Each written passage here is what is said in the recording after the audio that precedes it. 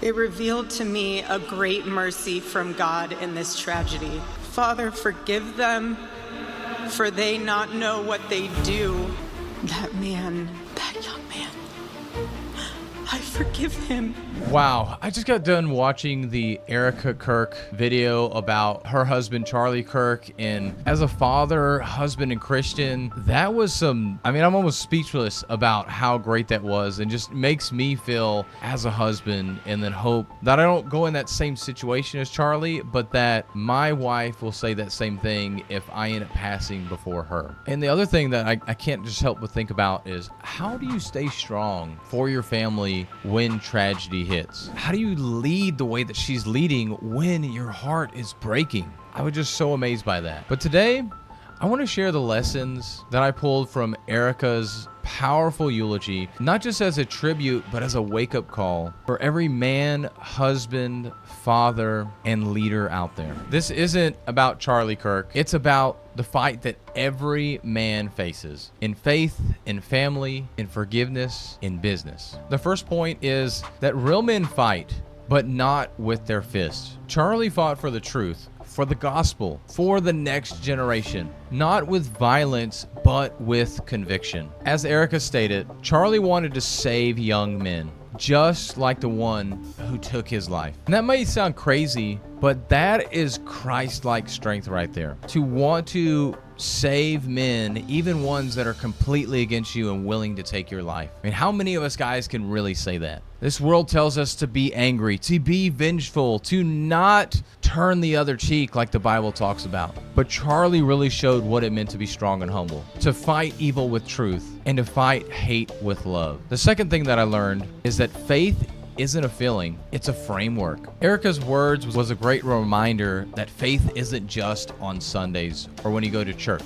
It's when you walk into the hospital to see your husband's lifeless body and still say, "Thy will be done." That wasn't something that she just built up right there in the moment because of this circumstance that she had to step up as leader. This was something that was a daily habit, a daily discipline. Similar to Charlie texting daily Bible verses every morning to different people. And so your faith is built on habits, not built on one circumstance. It's built on daily habits. So whether you're leading a company or leading your family, the foundation has to be Christ, and you have to set that foundation. The next takeaway that I had was true leadership begins at home. One of the most powerful things that Erika shared, that Charlie never missed a Saturday love note. Every single week, this busy man was around the country, even around the world, flying, yet he still took the time out of his day to make sure he sent his wife a love note, to let her know how much she meant to him. That's the kind of intentional love that builds a legacy and builds a woman that's going to say the things that she said at Charlie's eulogy. The next point, forgiveness is the hardest fight, but it's the one that wins. Honestly, I don't know if I could have done it myself. I want to say I could, but I don't know if I could have stood on that stage in front of people. And to be quite frank, honestly, it did feel a little weird to me that she did it in front of everybody, but in her position, I think she had to do that. She had to do that publicly, but I believe she really meant that in private as well. For me, I would have done it private, but I'm in no spotlight like her and Charlie were. But for her to do that in public, that shows complete trust in God and so much strength. And it makes me wonder, can I have that kind of strength if I'm in that situation? And you should think about that for yourself. And the last thing I had that I took away from her speech was, godly men leave incomplete work, but no unfinished business. Let me repeat that again. Godly men leave incomplete work, but no unfinished business. Erika said something that I'll never forget. Charlie died with incomplete work, but not unfinished business. That's what I want my wife to say about me. And I hope you do too. That whatever day God calls me home, I gave my wife, my kids, and my calling